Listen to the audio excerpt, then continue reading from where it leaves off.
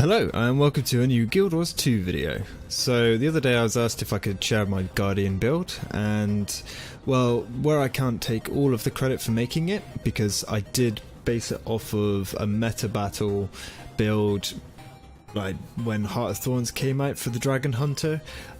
I've changed a couple of things here and there, but what exactly those things are I'm not entirely sure, so if you want to know how I play, here you go. So let's get started. First off, you'll want Berserker armor, everything Berserker. I keep superior runes of the Traveller because I find the Guardian is an incredibly slow class unless you swap your staff in for Symbol of Swiftness, which is number 3 or 4 or something, and also using stuff like Retreat or Save Yourselves, all that kind of stuff to gain Swiftness from that, which is a bit of a pain in the ass and means I'm not combat ready. Plus, you know, extra stats, boon duration, which is nice, and extra condition duration, which again is nice because we're a Guardian and we're going to be burning things. Excellent. Same again for the weapons. You want a hammer, main hand, and you want a mace and shield as your second weapon set.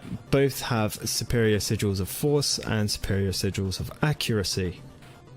It's because, again, Guardian crit rate is not very good. As you can see, it's still not the best, but with a bit of fury and all those other things, it can be quite nice. Trinkets, again, all of them are Berserkers. I should really have 2 trinkets that are assassins. I couldn't bloody remember then. So yeah, so two of these trinkets should be assassins, but I'm rather lazy, and buying more trinkets that are just assassins is quite expensive, so I haven't done that at all. But yes, everything else is indeed Berserker. Again, underwater weapons, Berserker, who gives a shit really. As for the build, let's go in. So we're going to be running Zeal, Virtues and Dragonhunter. So there's another variant of this build that I use depending on what I'm doing, but for the hammer and mace and shield, I run Fiery Wrath, which is the middle, Kindled Zeal. So this one, increased damage against burning foes, you're going to be burning them a lot. Kindled Zeal, gain condition damage based on your power, and then you deal more damage to enemies standing in your symbols for Symbolic Avenger. Symbols have an increased damage and chance to burn enemies, so you can see the synergy there, and they also apply vulnerability. This here is the main way that you're going to be dealing your damage and what you're going to be basing your playstyle around. I personally find it quite fun, but it can get a little bit boring after a while, and I'll show you why later. But yeah, so for virtues, obviously inspired virtue, blah, boring. Deal more damage while under the effects of Aegis, again kind of boring because you're not really going to have Aegis up that much, though it is nice when you do have it. So when you enter a fight, you're always going to be doing an extra 20% damage. You gain retaliation when you activate your virtue. Who cares really, to be honest. I mean, you're going to be using Spear of Justice anyway, but who really cares other than that? Or possibly when you use Wings of Resolve, that'd be quite nice. Again, retaliation, who cares. Virtue of Justice causes burning more frequently. When activating Virtue of Justice, the burn duration is increased. That's very nice. Again, burning. It's not a comedy build as such, but it's kind of bordering on like a very small hybrid build. You're going to be dealing extra damage for each boon you have. You're going to be grabbing extra might.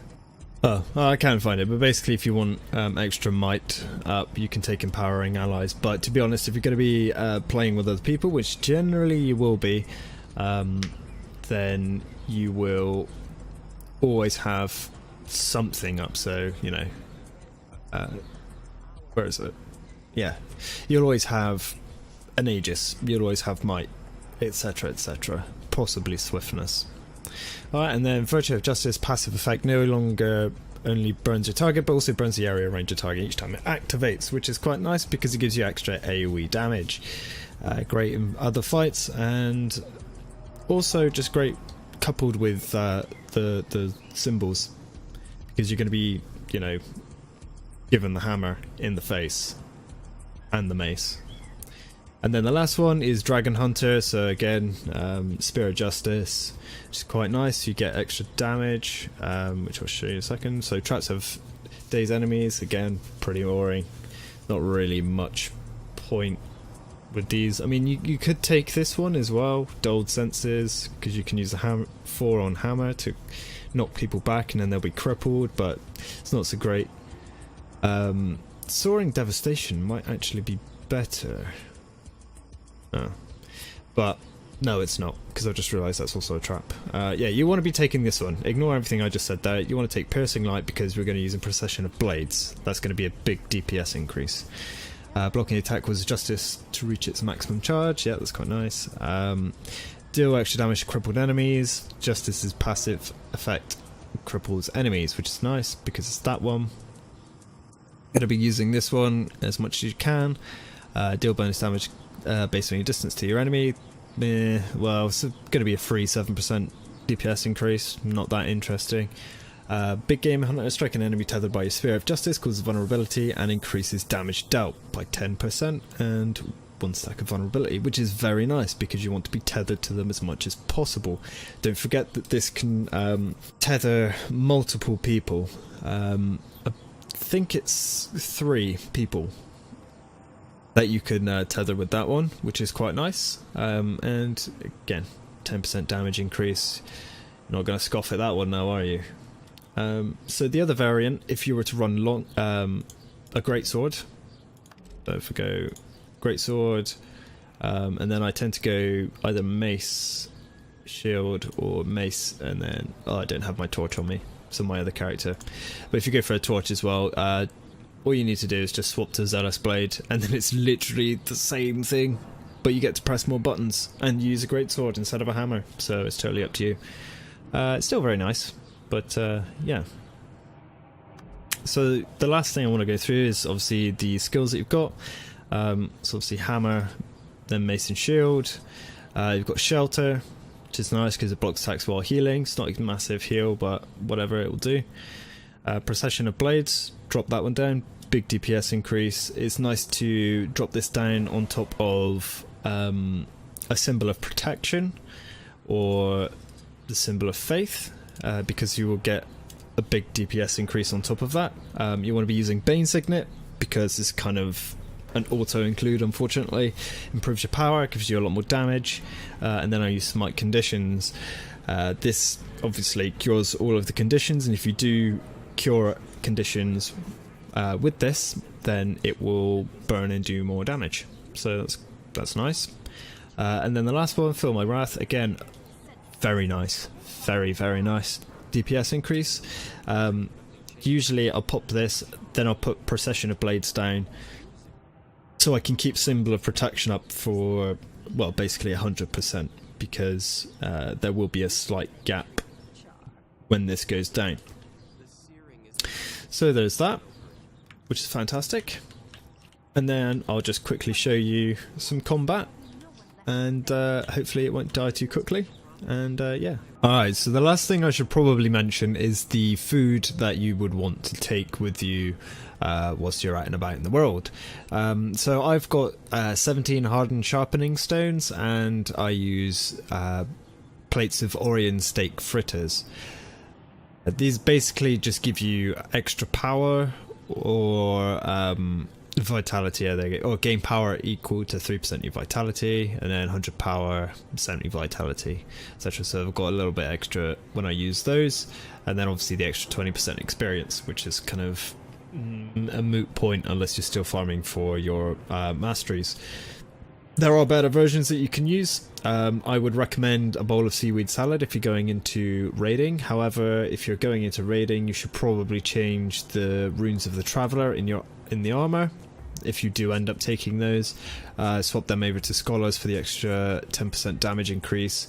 Coupled with this one, you get an extra 10% damage while moving. Again, very nice. A little bit harder to maintain considering you've got to stand within your different symbols, So there's that food, and then the other one that you can use is the superior sharpening stone. Obviously these ones are a lot more expensive than these are. So these are currently 4 silver and 4 silver basically, so those are a much cheaper option. Of course, if you're just going to be running around the world like I usually do, then I tend to go for farming food. So you've got the peppermint omnom berry bars and the sharpening skulls from the Halloween event. These are the best farming foods in my opinion that you can get, and then you can couple it with all of the fireworks and stuff to get your extra magic find and experience boost. So yeah. Alright, so we're here in Tangled Depths. There's a stalker over there. It's probably not the best, or a tormentor. And basically what you want to do is when you enter combat, you want to have your mace and shield equipped.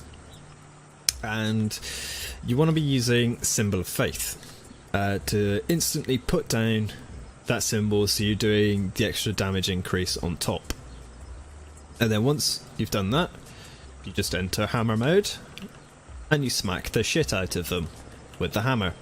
Your auto attack unfortunately does the highest DPS. Deviating from this will mean a DPS loss. And you basically want to be timing Procession of Blades to drop down at roughly the same time as your Symbol of Protection, and then using Feel My Wrath in case, of course, it doesn't time too well. Like for example, this one is coming up on cooldown, but you're halfway through Hammer Swing, so you pop this one and then you use that one, smash them some more. Your symbol goes down, you drop your Procession of Blades, and then you're able to put Symbol of Protection down really quickly to cover the gap afterwards. So there's a bit of overlap. So let me see if I can just demonstrate that to you. It's pretty... I hate to say it, but it's a pretty brain dead build, to be honest. You also want to be using Spirit Justice if you want to get that extra bit of DPS increase. Wings of Resolve is a good heal, and then if you're against any ranged dudes, just stick up the Shield of Courage. Of course, there is a minimum range, so if they come between here, then they can still hit you in the face, but beyond that you can absorb all of the projectiles. It's more of a PvP thing, but whatever. Alright, so let's go in. We'll go bam, like so.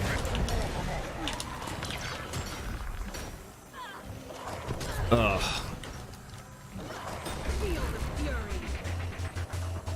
Well, that could have went better, but whatever. Let's give it another go.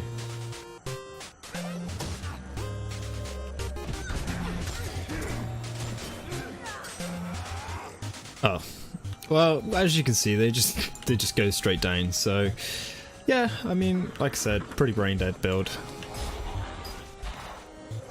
Boom, hammer.